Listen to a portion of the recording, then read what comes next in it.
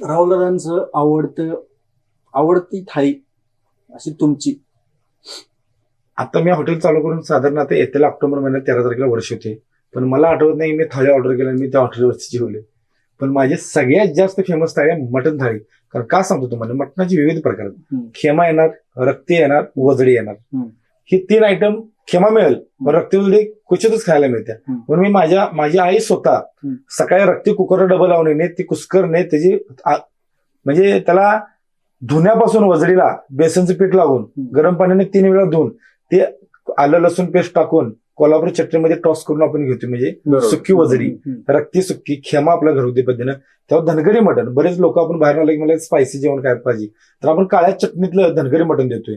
Side लावून कोल्हापुरी सुक्क म्हणजे fry मटण देतोय. तांबडा पांढरा सोलकडी. जे पण काय खाणार ते बादली नाही सगळं. माझं कंटिन्यू माझी करत असते. रस्सा देऊ, तांबडा देऊ, पांढरा देऊ, सोलकडी देऊ. दुसरी गोष्ट, 2 भाकरी खाल्लेली की आपलं मन कशात भरते, मऊ मटण आणि मऊ भात. त्यात इंद्रायणी भात बुट्टी नसते आपल्याकडे आणि रस्सा.